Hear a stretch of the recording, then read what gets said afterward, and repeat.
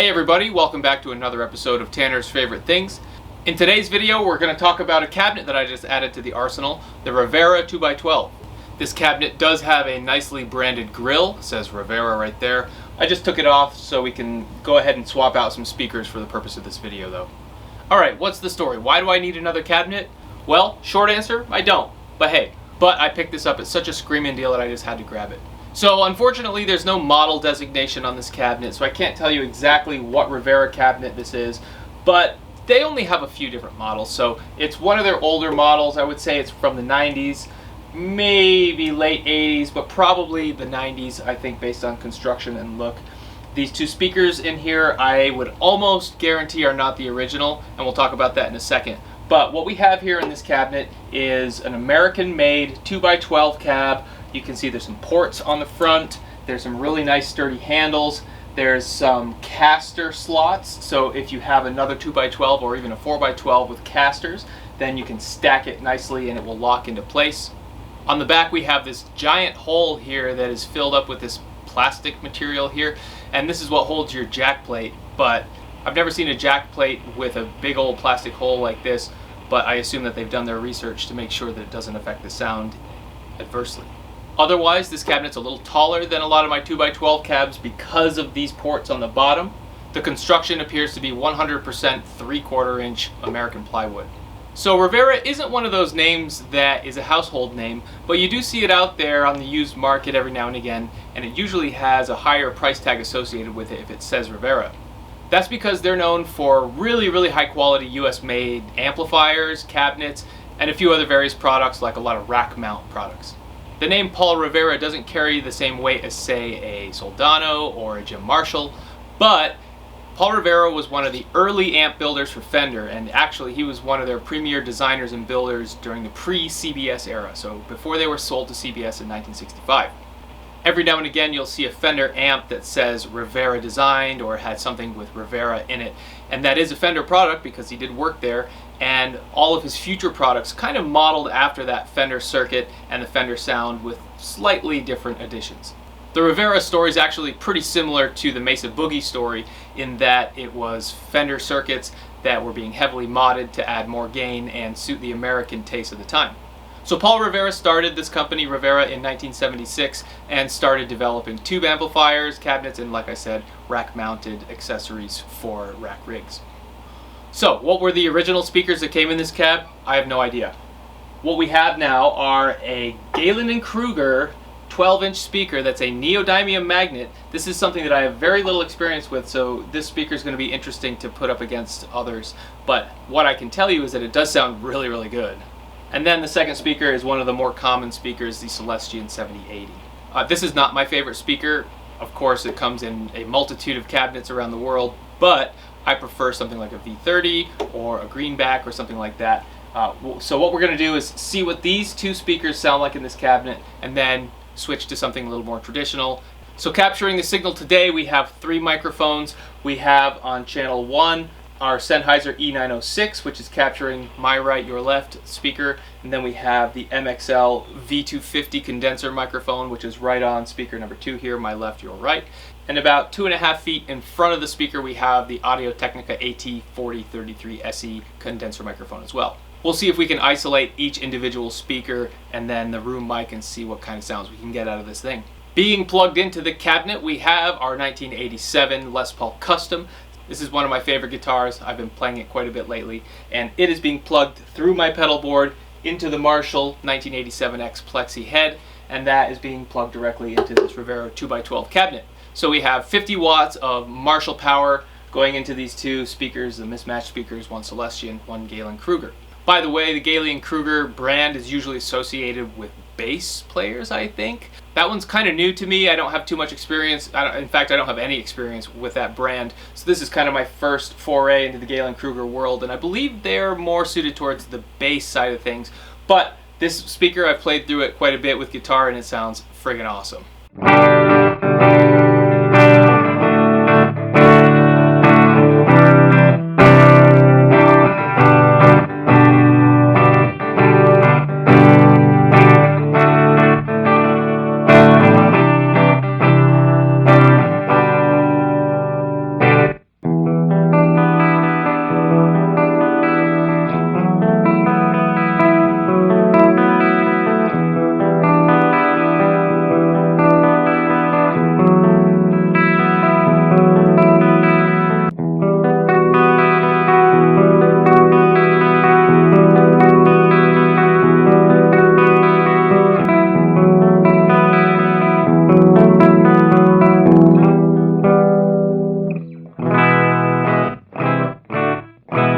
Okay, let's add some gain. Here's the Tube Screamer.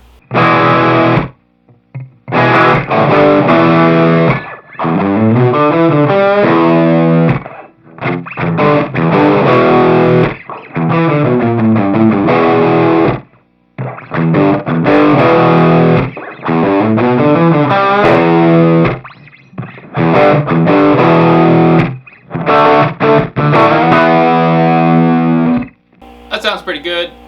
Let's go ahead and isolate each microphone and hear what each speaker sounds like individually.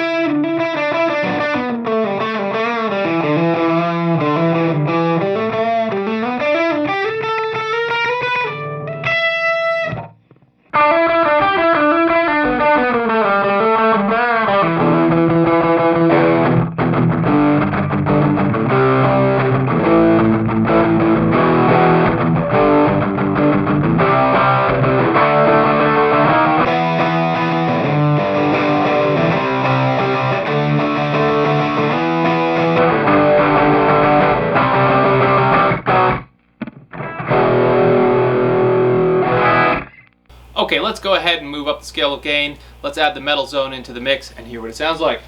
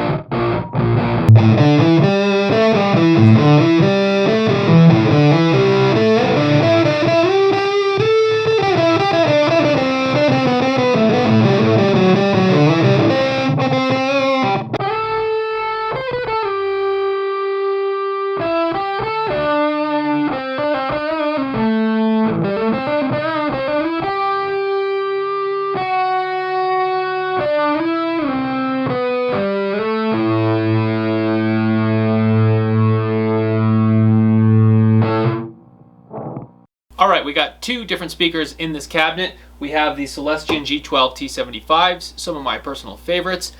This is one of the speakers that came out. This is the Celestion 7080. Let's go ahead and get a close-up on that.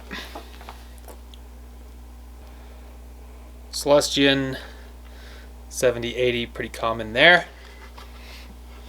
And this is a really nice speaker. This speaker is in a lot of cabs. Ooh, that's a very tight speaker cone though. Very, very little movement there. Very stiff. But this is a very popular speaker. To me, it sounds a little bright in the mix, so I tend to err on the darker side of the Celestion speakers, such as these or the greenbacks, like I said, or creambacks, which are my absolute favorites. But this is the Celestion speaker, and this is the Gallien-Kreuger speaker that I mentioned earlier. So you can see it's got a really large dust cap, and this one has a bit more movement in the voice coil, and the speaker cone's got some buoyancy there. But this magnet is what I was talking about. Let's go ahead and get a close-up on that. So this is, I believe, a neodymium magnet. That's the only speaker type that I've ever seen with these types of fins on it.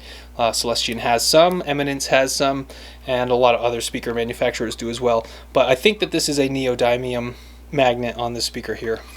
You can see the Gallien-Kreuger GK logo down the arm there.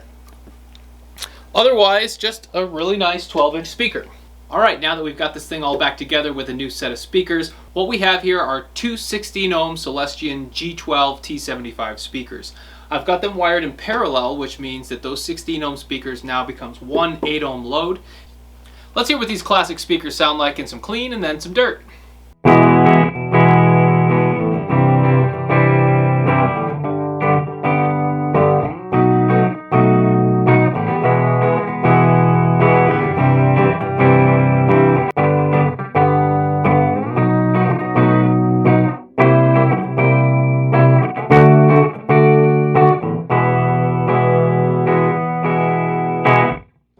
Nice clean sounds, exactly what I expected out of some really high-end Celestion speakers. Let's go ahead and add the tube screamer.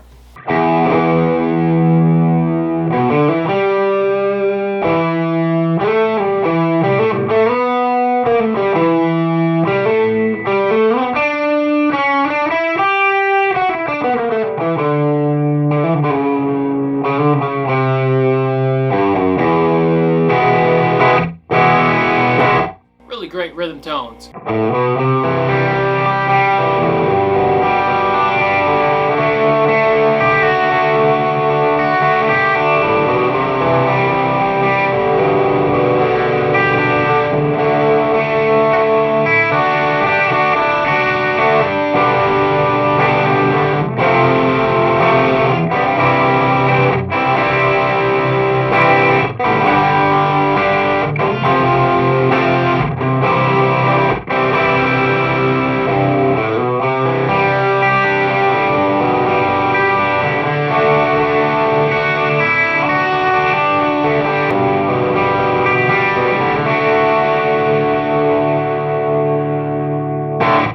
Okay, let's hear what this cabinet with these speakers sound like with the Metal Zone.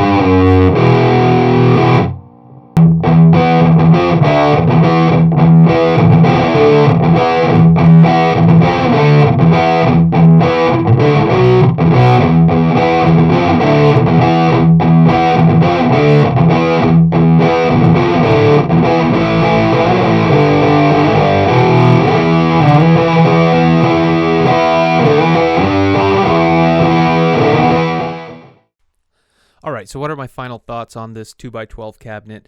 So far, so good. Both of these speaker combinations sounded great. I think I gravitate more towards the Celestion G12T-75s just because I'm more familiar with that speaker and I've always been a big fan. But as compared to some of my other 2x12 cabs, I would say that this one is a little bit louder than those with the same speaker set. I think I mostly attribute that to the ports on the front. I would imagine that those have been calculated to provide the best type of sound response. But it was also nice getting acquainted with a brand new speaker to me, that Gallien-Kreuger 12-inch Neodymium speaker. It really sounded better than I expected. And when paired with a really common Celestion, that 7080 speaker, has a really nice warm sound. So I suspect that you're going to see more of this cab as we go down the line. I'm probably going to start using this to test out my new speakers as I acquire them. But hopefully you like this deep dive into this Rivera cab. So feel free to like and subscribe if you like this content. That always helps. And of course, I hope to see you on the next one.